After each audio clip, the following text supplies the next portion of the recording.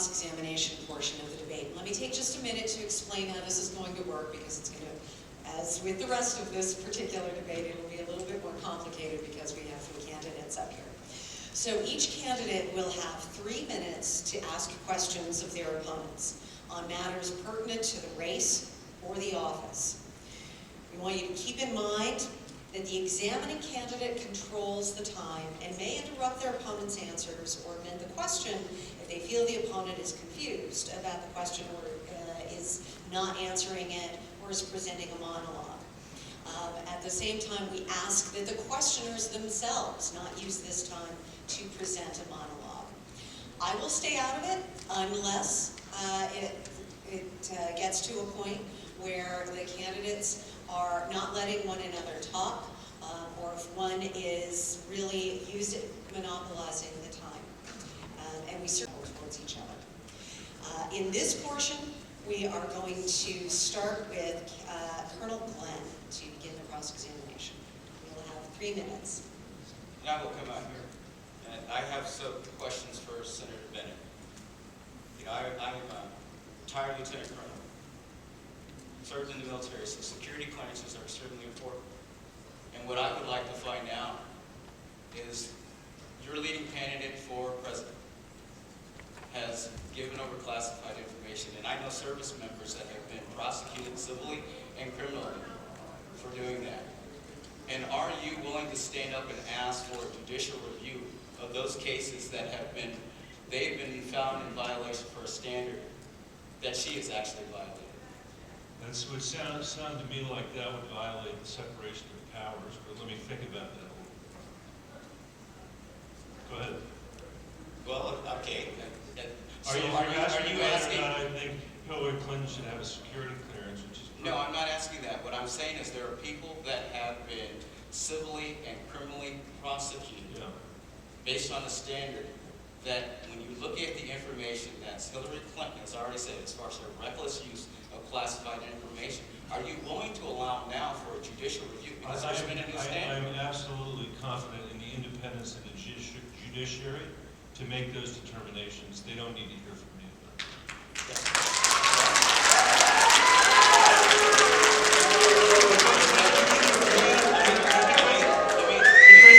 Audience, please. I get to control the time here, but thank you very much. Based on the information that's out there right now with regard to the Iran nuclear deal, would you continue to support that? Yes. So you agree with... And I'd like to say to you in my answer that... Well, and again, this is my time. Am I not permitted to answer? He is allowed to answer that. I would say that in my answer, as Daryl has said over and over again, one of the first things he would do if he were in Washington is he would rip up the Iran deal.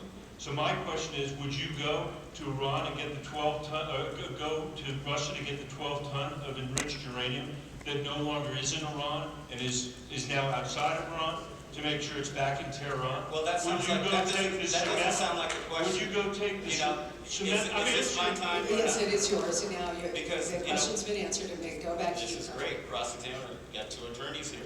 So they threw me out. They threw you out. So they admit he's been thrown out of the practice of law. Okay. So what I want to also talk about when it comes to that, the $400 million, wasn't that ransom payment? Wouldn't you agree with that?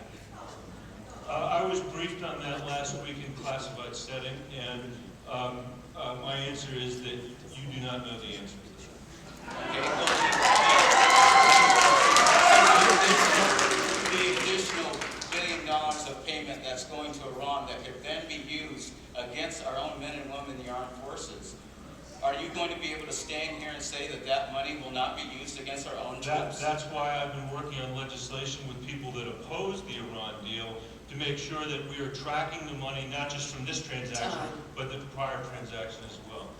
Thank you, gentlemen. All right, now, Candidate Williams, it's your turn. You have 3 minutes to ask questions. Oh, sorry. I got you, don't worry. I will ask one question for each opponent. Senator Bennett, look at your top donors list. You raised, of course, you're the richest guy here, $40 million for your re-election campaign, and your top contributors are the Wall Street bankers and the law firms lobbyists. I would like to ask you, what kind of return you promised to give to them since they donated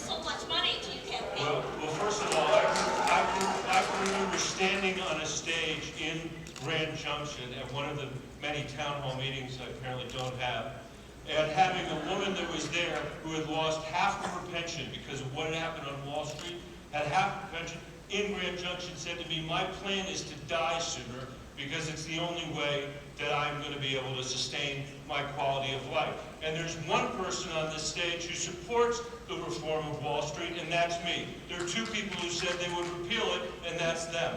And so that's what I say about the donors. And by the way, while we're at it, we ought to reform the campaign finance system in this country.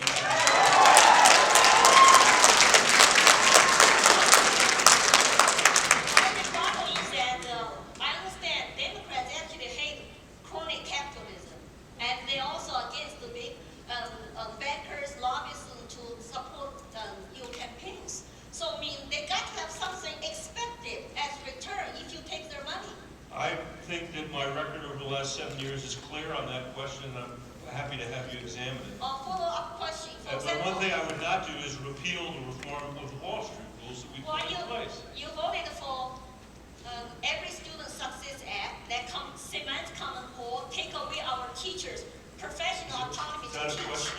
Yes, that's a follow-up question. You voted for that act. You make it harder for people to get out of common core. That's absolutely not correct. It got rid of No Child Left Behind, and it explicitly says in the bill that the federal government cannot be involved in setting standards for states and local school districts. I've heard you say that, and I've heard Darrell Glenn say that. It's not true. It does matter what you say in one part of Colorado and another part of Colorado. So it makes it harder for states to opt out of common core. The amendment was failed. That's did not not true. vote yes. That's Well, not we can talk. Okay, another question for Darrell Glenn. I'll be here later. We can talk. Okay, yeah. Darrell, you have been commissioner of public office for a while. Yes. You call yourself constitutional conservative. But as recent as in June, you voted for commissioner's office attorney to go sue homeowners who violate city, county ordinance because of garbage issues. How do you explain your vote to support property rights and to also have the due process for homeowners and to correct the issues? How do you explain as a conservative vote? Well, I'm glad we can use this as a teachable moment. Unfortunately, it looks like we're out of time. But would you, we can, no, we're going to honor the time. We're going to honor the time.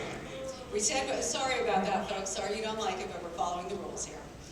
Okay, and now Senator Bennett has 3 minutes to ask questions of his opponents. Thank you. I've got two questions for Darrell Glenn. The first is, over the course of this campaign, you said, quote, I don't know any elected Democrats I get along with. You said, quote, I'm running against Democrats, I'm running against evil. And you said you're, quote, tired of hearing about Republicans reaching across the aisle. Your policies and views, like privatizing the VA and calling for, quote, the elimination and defunding of all agencies, like the Department of Education and also EPA and energy, are far to the right of many Colorado Republicans. How exactly would you get anything done and live up to your own standards? Well, and I'm glad, I love Michael for asking this question because this, again, takes us to the absolute extreme of everything, of what he's trying to say. You know, part of the problem of representing people is actually being willing to come home and talk to them. When we start talking about reaching across the aisle, his idea of reaching across the aisle is supporting the Iran nuclear deal. His idea of reaching across the aisle is having Republicans support the Affordable Care Act when we already know the devastating impact that's happening to people. His idea of reaching across the aisle is supporting EPA standards that are going to result in over 1,200 jobs that are being lost here and allow more federal encroachment. So when we start talking about those particular issues, that's a fulsome answer. Yes, you may do that. And should I ask another question, or do I answer this? You can handle this. So that's not right. My idea about reaching across the aisle was working with Lamar Alexander, a Republican from Tennessee, to end No Child Left Behind. My idea of reaching across the aisle is working with John McCain, Jeff Flake, Marco Rubio, and Lindsey Graham to negotiate an immigration bill that Club 20 has endorsed. Thank you very much for doing that. The FDA reform that I did with Richard Burroughs, a Republican from North Carolina, that's got life-saving therapies in lung cancer and leukemia. That's my idea of reaching across the aisle. Let me answer the I'll wait for the mic closed. Yes, you. Let me ask you a second question. Yes, you need to ask questions now. Second question, during the May debate, Darrell, you criticized Senator Gardner for voting for legislation that prevented a government shutdown. As you may remember, the 2013 government shutdown cost Colorado's economy millions of dollars, furloughed 40,000 workers, closed national parks, and hurt our tourism industry terribly. So can you explain to people of Colorado why you would have voted for another government shutdown, knowing the devastating impacts on Colorado's economy? And again, I love Michael. He's got a briefing book that's this thick, so his staff has done a good job back there. It's one of these things, when you start looking at... Please let him answer the I just question. want to read This is one of these things, when you start talking about shutting down, I got honored the stop sign. Les, it was, I think you still have a little bit of time. Do I? Give him 20 seconds, Yeah, Mike, close. so when we start talking about shutting down the government, there are about 98% of the things that we agree on. Why is it that people up in Washington can't do what we do in each and every home, where we sit down and we set priorities and pass those things that we agree on, and then we wait to the last minute Now it's to create time. a chaos, a situation? That's what he Colonel does. Glenn, time. All right, so that concludes the cross-examination.